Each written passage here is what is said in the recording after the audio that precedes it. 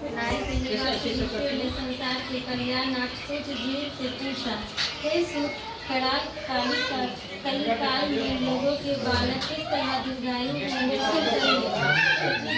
जब द्वारों का अंत और कलयुग का आरंभ हुआ, उसी समय बहुत आपस में सलाह की कि क्या गोलोकप्रिया इस कली में माता के जीवित रहते मर जाएंगे। जब वे आपस में कुछ निर्णय नहीं कर सकी, जब गौतम जी के पास पूछने के लिए जब उनके पास पहुंचे तो उस समय गौतम जी आनंद के साथ बैठे थे।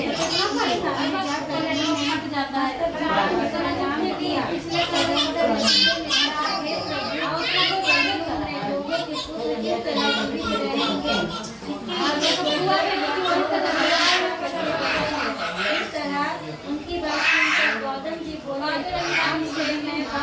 आपसे मैं वही बात कहूँगा जो मैंने पहले से सुना है। गौतम जी ने कहा, जब महाभारत युद्ध का अंत हो गया और द्रोण पुत्र अश्वत्थामा अपने बेटे को मरा देकर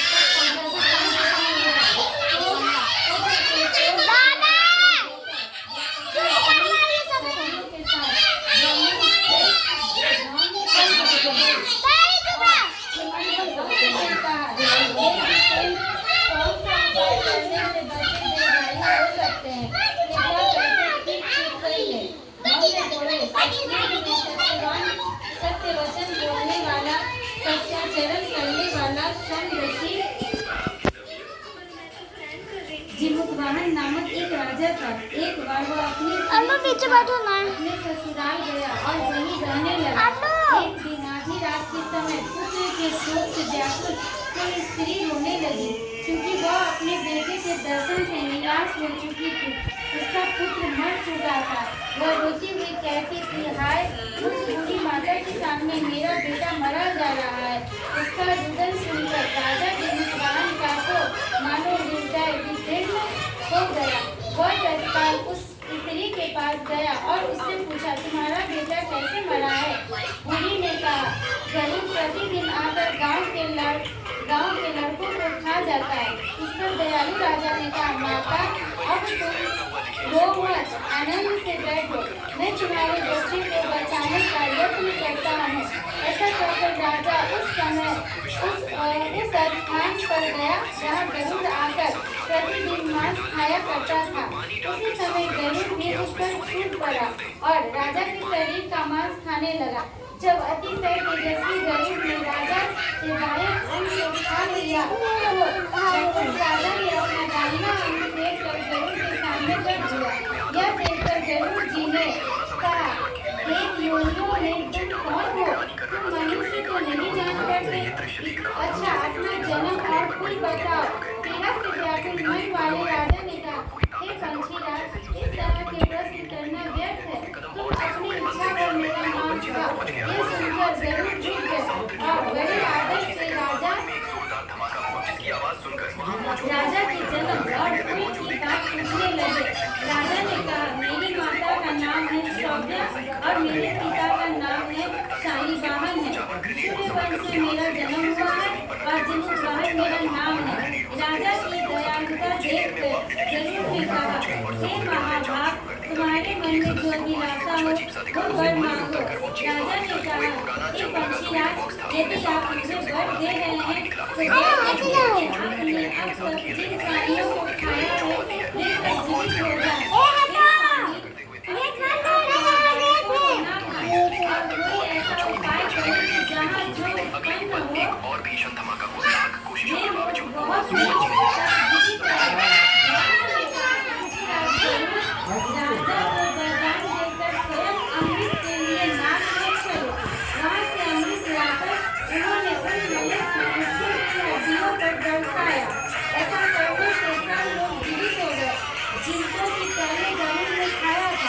राजा के प्यार और गरुड़ की कृपा से वहाँ वालों का बहुत कष्ट दूर हो गया।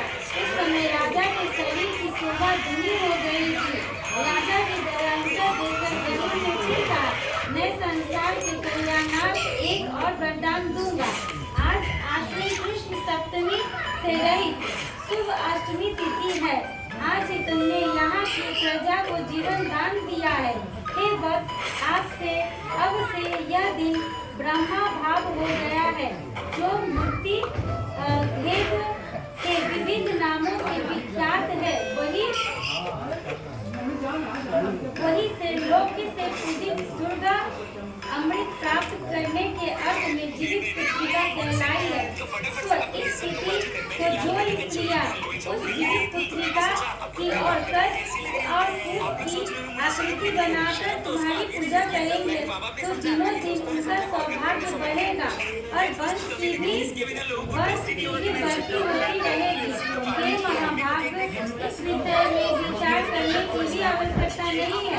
हे राजन, सप्तमी से रहित और उदय तिथि की अष्टमी को व्रत करे, यानी सप्तमी दिन अष्टमी जिस दिन हो उस दिन व्रत न कर शुद्ध अष्टमी को व्रत करे और नवमी में पारण करे।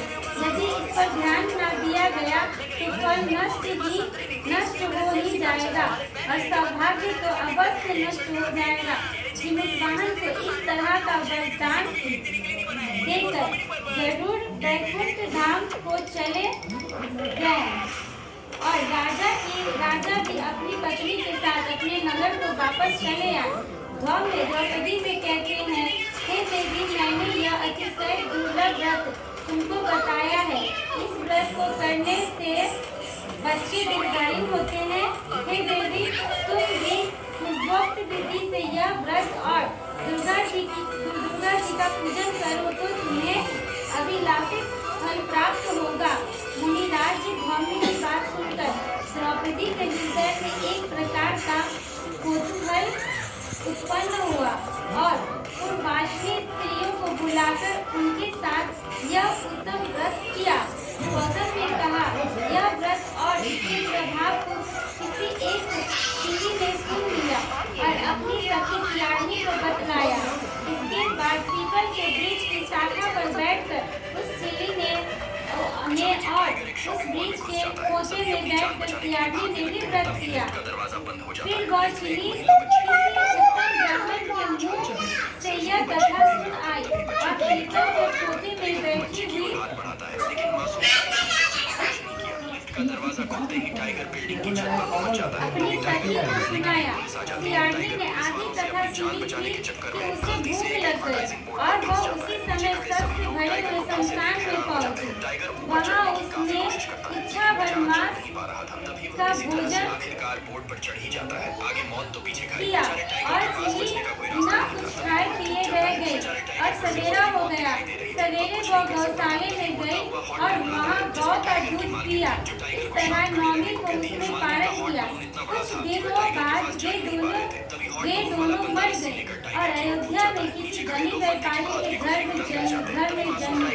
संयोग से उन दोनों का जन्म एक ही घर में हुआ, जिसमें सियानी ज्येष्ठ हुई और सिली छोटी। ये दोनों सभी शुभ लक्षणों से युक्त थी, इसलिए बड़ी लड़की काशीराज और छोटी उसकी मंत्री सीता थी।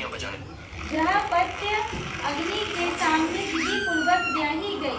पूर्व जन्म के कर्म फल से वह मृगनयनी रानी हुई।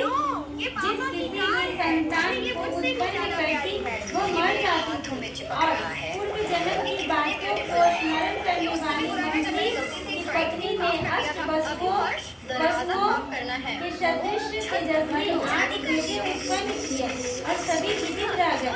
अपनी बहन के पुत्रों को जीवित देखकर ईर्ष्यावश राजपत्नी ने अपने स्वामी से कहा कि यदि तुम मुझे जीवित रखना चाहते हो तो इस मंत्री के भी पुत्रों को उसी जगह भेज दो जहाँ मेरे बेटे हैं, अर्थात उन्हें मार डालो।